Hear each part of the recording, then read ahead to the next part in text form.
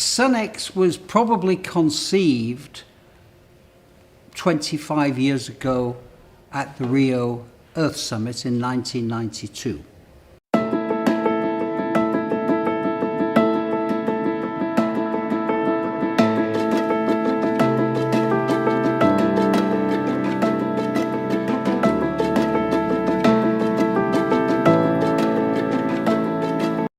Thank you, Professor Schwab, for your warm welcome.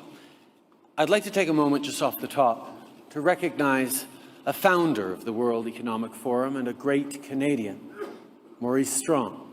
Climate change is the biggest single challenge that humans have ever faced, because unlike other problems, which can be solved regionally or sectorally, climate change affects the very future of life on Earth. We have to remember that life as we know it on Earth has only existed for a very small portion of the Earth's history, and within very narrow parameters. And we are changing those parameters. So life is actually in danger. Indeed, Maurice's work gave birth to a brand new era of international environmental diplomacy and governance at the 1972 Stockholm Conference, which saw the birth of the United Nations Environment Programme. It was the first UN agency to be headquartered in a developing country, and it was Maurice who built up UNEP from the ground with its headquarters in Nairobi on what was then a very simple coffee farm on the outskirts of the capital city of Kenya.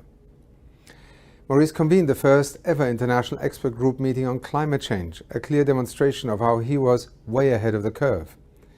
He shepherded in a range of vital global environmental governance processes, from the original Rio Earth Summit, Agenda 21 and the Rio Declaration, to the launch of the UN Framework Convention on Climate Change and the Convention on Biological Diversity.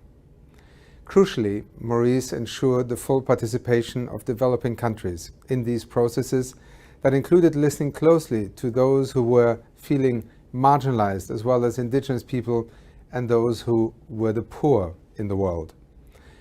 He was also a champion of nature-based solutions. He always saw the human species as part of the greater natural whole. He always identified the incredible capacity of nature to provide answers that even the most sophisticated technology and science still cannot match to this day.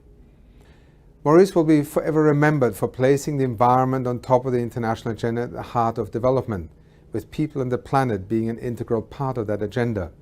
His courage, his entrepreneurship, his brilliance will continue to inspire me personally, and I know many generations to come.